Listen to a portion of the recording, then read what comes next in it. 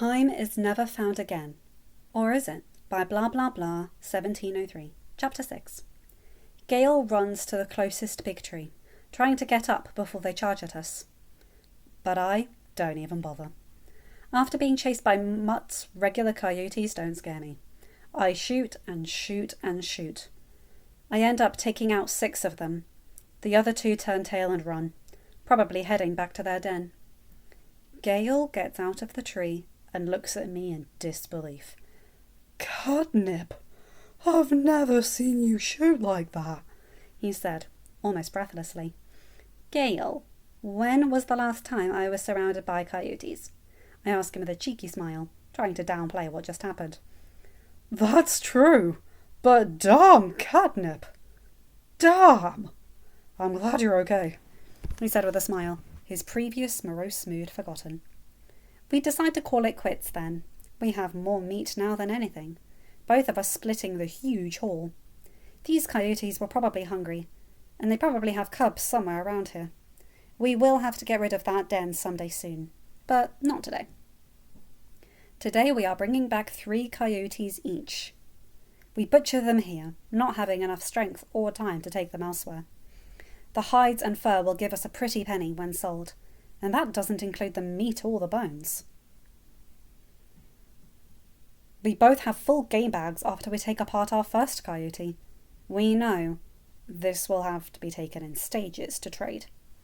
We hurry out of the woods to our respective houses to drop off our stuff, planning to meet outside the hob so that we can see where to sell. I drop off the thistles and elecampane for my mother, and put down a single handful of juniper berries in our stash, along with a single handful of pine needles. We don't really need more of either, but I figured it couldn't hurt to restock what we had used in the last few days. I also put down a large chunk of the coyote meat I got from the first coyote. It will probably last us a week, especially if I make jerky so that it will keep for longer. After that, I head to the hob to meet with Gale. He is already there waiting for me when I come around the corner. He is smiling like a goon, so happy to get some extra coin and provide more meat for his family. We walk into the old coal warehouse, bustling as always with vendors. We hurry over to trade the hide with the tanner. He made sure there were no nicks or anything and gave us both a good handful of coins. We ask him how long he will be open today, and after he raises his eyebrow, looking at us and trying to see what we were playing at, he says he will be here for a few more hours if we need him. We nod and move away swiftly, heading around to sell our wares. I get a bag of sugar and some chicken eggs in exchange for my juniper berries and pine needles, while Gale gets soap for his mother's business and a few candles. He gets a good handful of coins in exchange for the raccoon, pelt and everything included. Then I got a good trade for more coins through Ruba, who in exchange got the rabbit. When we leave the hob, ready to come back in and trade the next round of coyotes, once we got our loot from the woods, I tell Gale I will meet with him back out there, telling him I had one more trade to do in town. He says he will start breaking down the next one while he waits for me, after he drops his haul off, of course. Both of us will need to make at least 2 more trips before night falls, and we don't have time to waste. I head towards the bakery with 2 squirrels. I don't really need any bread, and we have quite a bit of flour and dogseed flour, but I want to make sure that Peter had a decent dinner tonight and some protein after wrestling practice.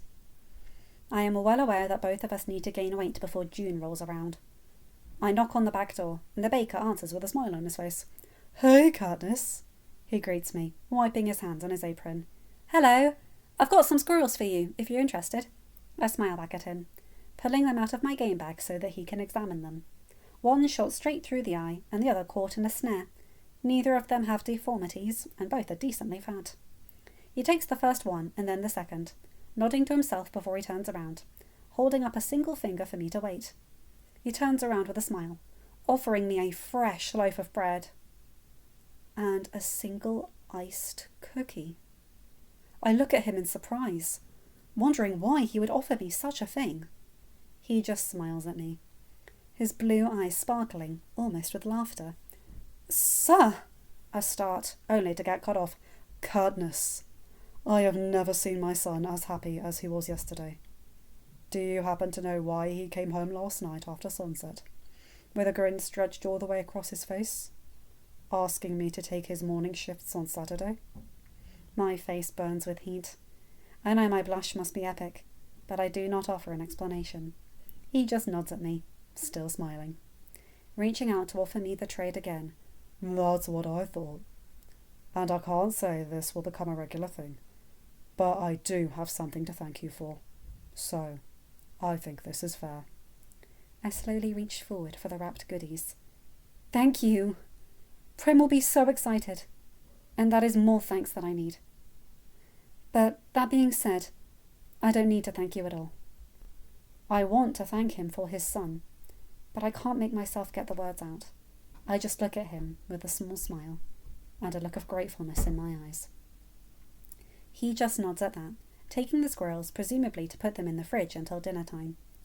I take my trades and start walking back to my house, trying to decide where to hide this cookie until I can present it to Prim after dinner as a treat. I can't wait to see her face. I pass Mum and Prim on the way there. They are heading over to the Johnsons' house. Mrs. Johnson is having contractions, and as she has 3 kids already, they aren't wasting time heading over. I did ask them what time they'd be back, and they said it would probably be a few hours, as they had some appointments on that side of the seam after, and they wouldn't be home until at least after dark. That saves me the trouble of having to hide this cookie, so I just put it out of the way. I hide my coins under the floorboard, and put the rest where it belongs. I also grab an extra bag on the way out, hoping it will help with some of the extra carrying so that we can take fewer trips. I run to the hole in the fence behind my house. It is closer to the coyotes, but we will have to leave through the meadow hole. Gale can't fit through this one anymore. I eventually make my way to where Gale is skinning the second coyote. He is about halfway through getting it all broken down, so I quickly gather another hanging one and start there. I've had more practice skinning big game with my father, so I am faster than he is. By the time he has completely gotten his all broken down, I am 3/4 of the way through mine. He hangs the 4th one and gets the pelt off by the time I'm finished. We can barely carry 2 coyotes and the extra pelt, but we manage with the help of the extra bag I brought along. Walking back into the hob after our first round is much simpler. We've already scoped out who was trading today, and who is most likely to want our wares, though you'd be hard-pressed to find someone in 12 who didn't want fresh meat. We make our way around. I get another handful of coins, some oil, and some fabric, knowing we need to patch some things at home. Gale gets more coin and oil as well, but he also gets a few eggs. We leave and drop off our things at home before heading back out to get our next round. Gale takes the already skinned coyote and starts breaking it down while I move on to the next one. I am loath to leave just one behind, but there is absolutely no way we can carry all 3 to trade, so we will have to make one more trip after this one. On our next trip, I get more coin, salt, 2 pairs of shoelaces, and some yarn for my mother to knit with. Gale gets some salt, more coin, and 3 pairs of socks. His little siblings go through socks like they do air. Finally, we are breaking down our last coyote, and the sun is starting to set, so I need to hurry back home. Luckily, with both of us working on it, the breakdown process is much quicker. We have already sold to all our regulars, Say, Ruba, the Tanner, and a few others, so we need to branch out a little more to see who would want and who we would trust to trade with.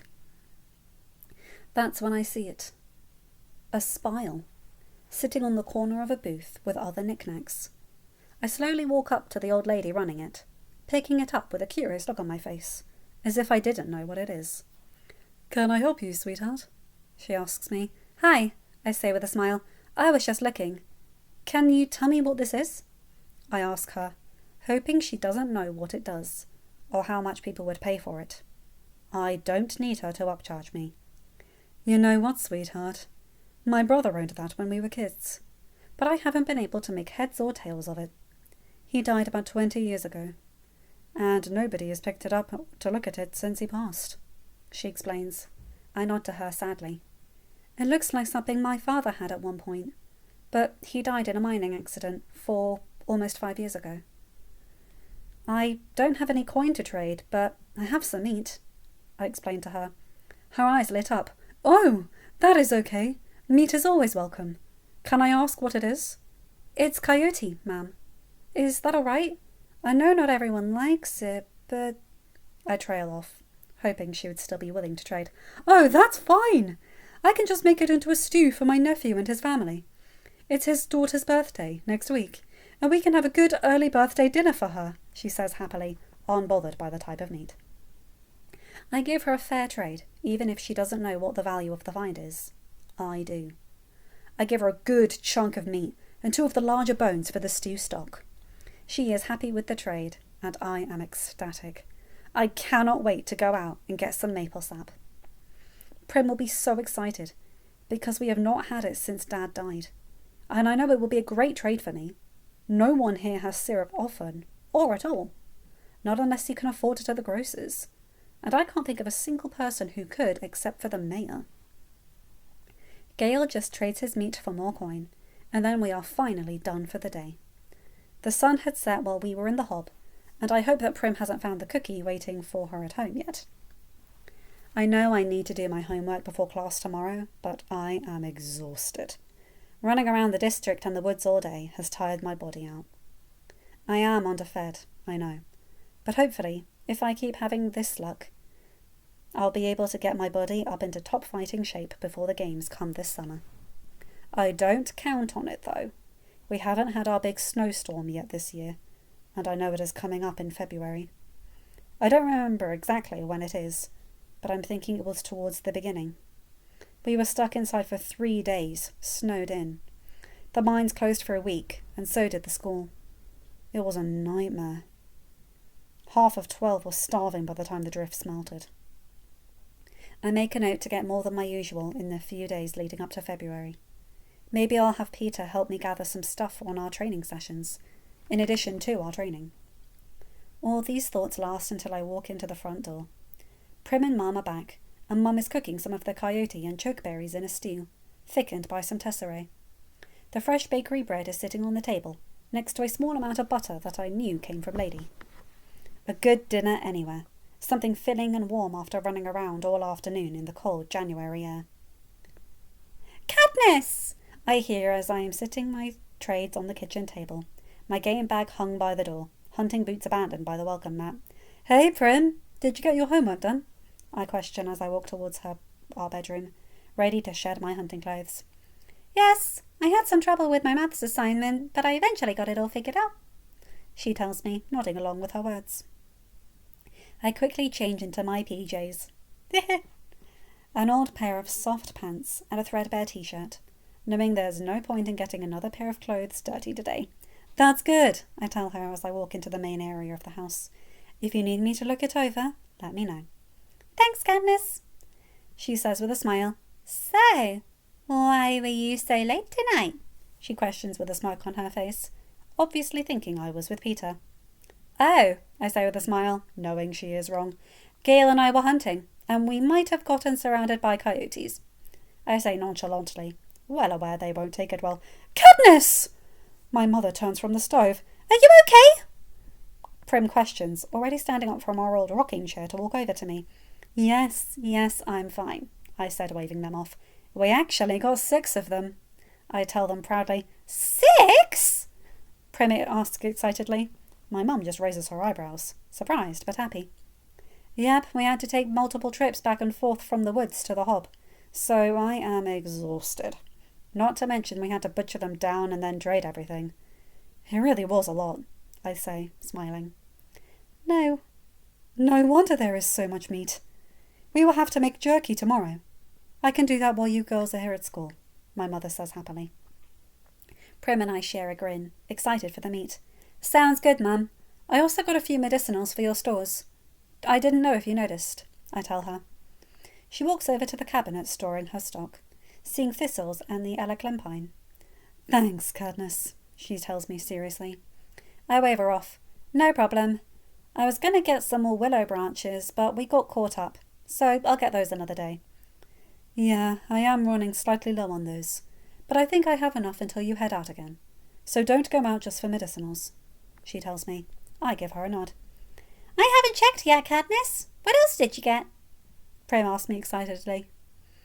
Well, I traded most of what we got in the woods, because we don't need too much from there.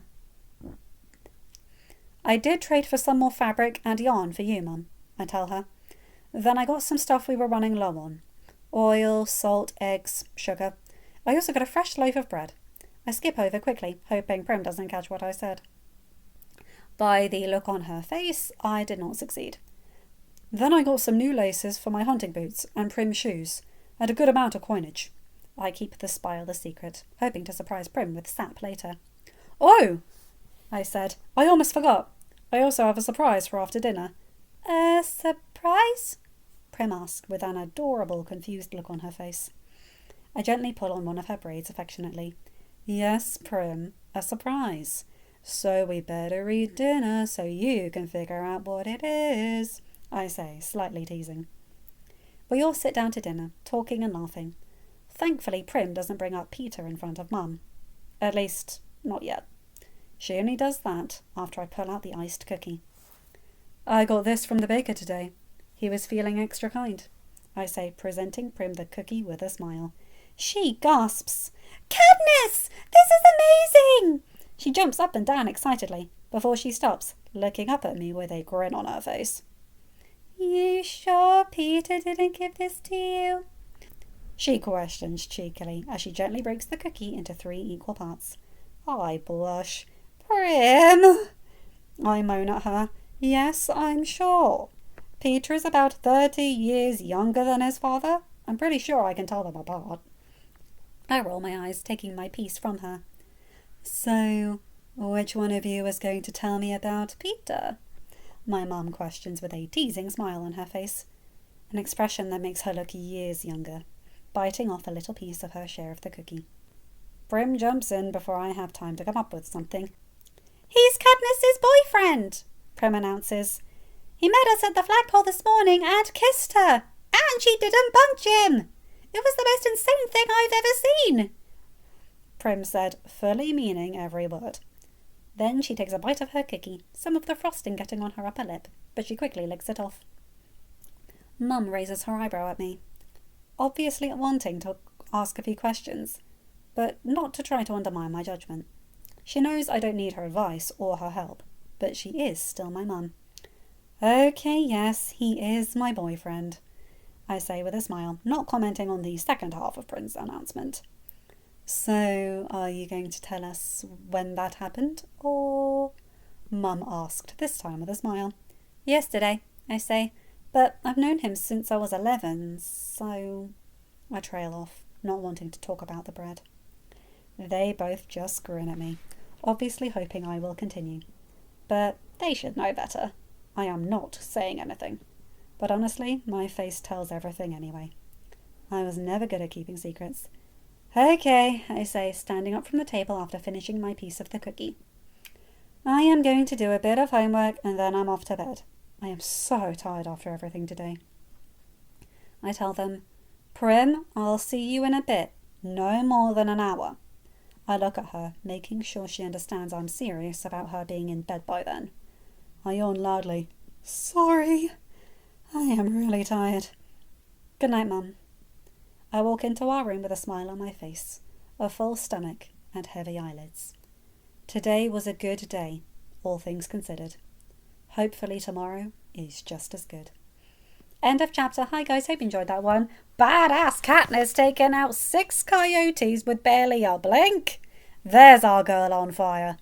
And I love that bit with the baker. He may still love their mother, but he's not bitter about it. He looks at them like the daughters he wanted and tries to treat them as that way without getting into too much trouble because of it. I respect that. And him seeing his son fall in love with the daughter of the woman he loves and just being supportive of it. There aren't many men that would do that, and I respect him for that. Even if I have questions of his second choice of bride, but we'll get there eventually. You guys will see what I mean. Anyway, you guys all know the drill. Check me out on Patreon and Ko-fi, link in the descriptions below. Make sure to like, comment and subscribe and hit that bell for whenever I upload a new video. And remember to have a good day, night or whatever time zone you're in. Bye my guys, girls and non-binary pals. I'll see you in another video. Take care.